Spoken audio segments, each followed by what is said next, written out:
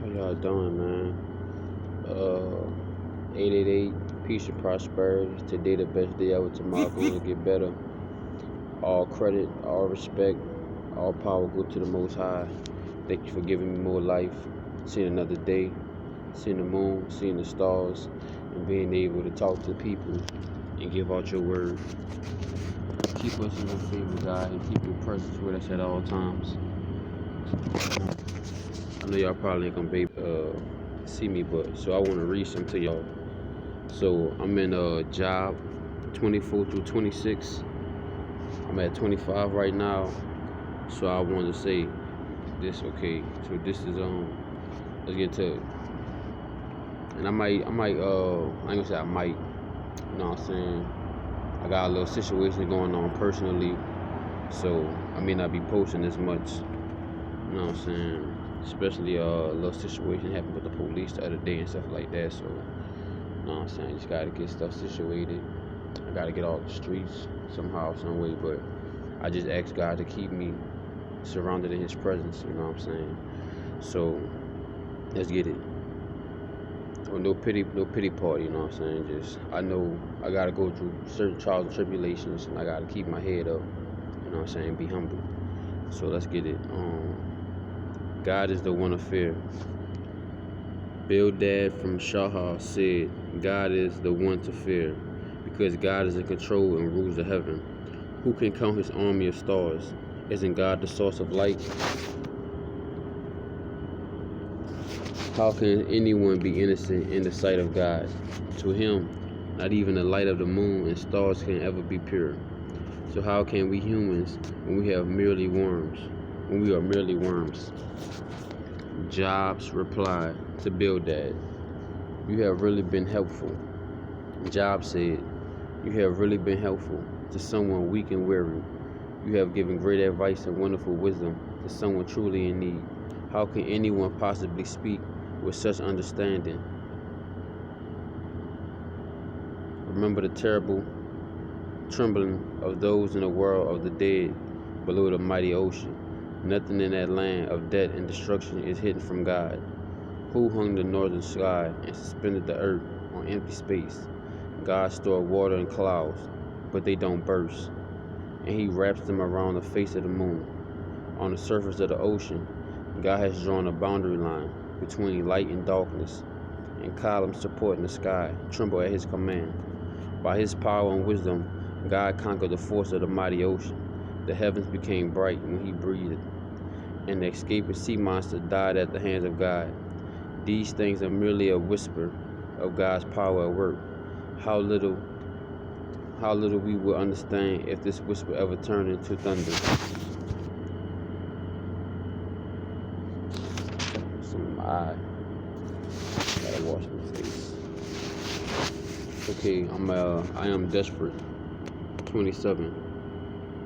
Job said, I am desperate because God all-powerful refuses to do what is right. As surely as God lives, and while he gives me breath, I will tell only the truth until the day I die. I refuse to do wrong by saying you are right, because each day my conscience agrees that I am innocent. I pray that my enemies will suffer no less than the wicked. Such people are hopeless, and God all-powerful will cut them down without listening when they beg for mercy, and that is what God should do, because they don't like him or ever pray. Now I will explain in detail what God all-powerful does. All of you have seen these things for yourself, so you have no excuse. How God treats the wicked. Here is how God all-powerful treats those who are wicked and brutal. They may have many children, but most of them will go hungry or suffer a violent death. Others will die of disease, and their widows won't be able to weep. The wicked may collect riches and clothes in abundance as easily as clay, but God's people will wear clothes taken from them and divide up on their riches. No homes built by the wicked will outlast a cocoon or a shack. Those sinners may go to bed rich, but they will wake up poor. Terror will strike at night like a flood or a storm. Then the scoring wind will sweep them away without showing mercy, and they try to escape. At last, the wind will celebrate because they are gone. On 28, gold and silver are mine. Gold and silver are mine, then purified. The same is done with iron and copper. Miners carry lanterns deep into the darkness to search for the metals. They dig tunnels in distance, unknown places where they dangle by ropes. Far beneath the grain fields, fires are built to break loose those rocks that have jewels of gold. Miners go to places unseen by the eyes of hawks. They walk on soil unknown to the proudest lions. With their own hands they remove sharp rocks and uproot mountains.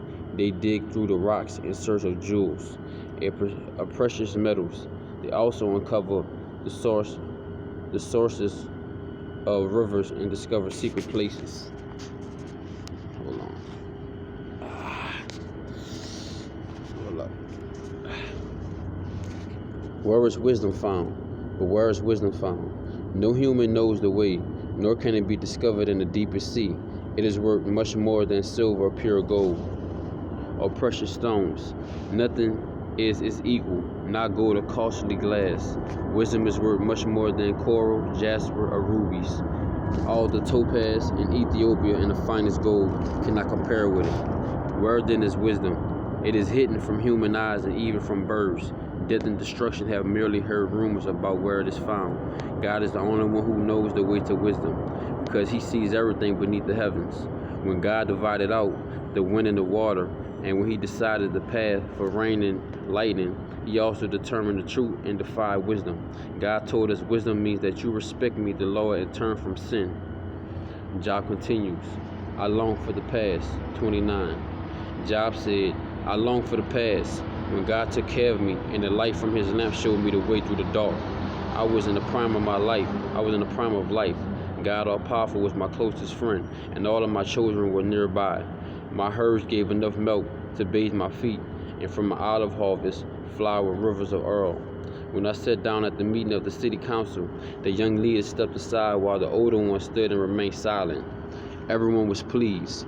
Everyone was pleased with what I said and did. When poor people or orphans cried out for help, I came to their rescue, and I was highly praised for my generosity to widows and others in poverty. Kindness and justice were my coat and hat. I was good to the blind and to the lame.